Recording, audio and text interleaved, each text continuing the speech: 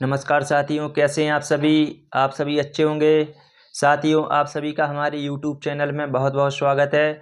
जैसा कि बच्चे बोल रहे थे कि सर आप 11 12 की वीडियो नहीं बनाते हैं, तो आज मैं साथियों आपके लिए क्लास 12 समाजशास्त्र की कुछ मोस्ट वीडियो लेके आया हूँ। आपके एग्जाम में यह क्वेश्चन बार बार आ जाता है।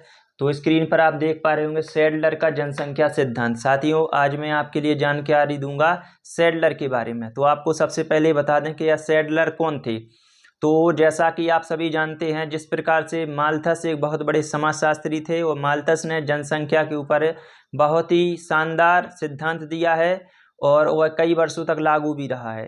तो इसी प्रकार सैडलर साहब ने भी जनसंख्या का सिद्धांत दिया है।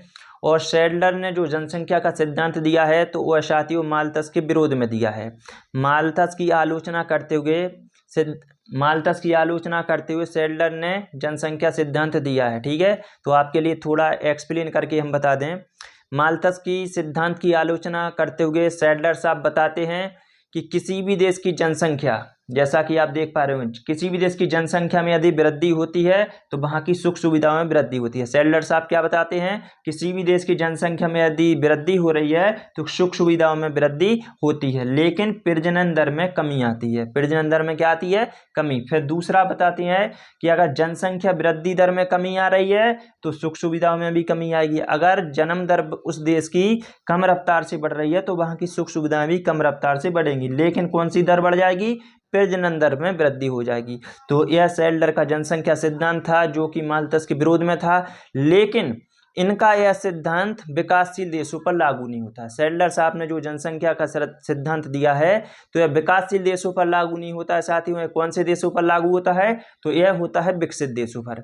सैडलर जैसा कि बता रहे हैं कि जिस हिसाब से जनसंख्या बढ़ रही है उस हिसाब से मनुष्य की सुख सुविधाओं में वृद्धि बढ़ रही है। बिल्कुल, विकसित देशों में जैसे जैसे जनसंख्या बढ़ रही है सुख सुविधा में वृद्धि बढ़ रही है। ठीक है, लेकिन वहां पर प्रजनन दर में कमी आ रही है।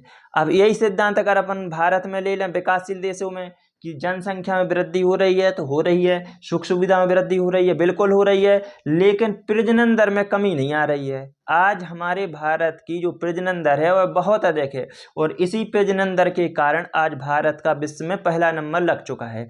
पूरे विश्व में भारत जनसंख्या में कौन सी नंबर पे आता है?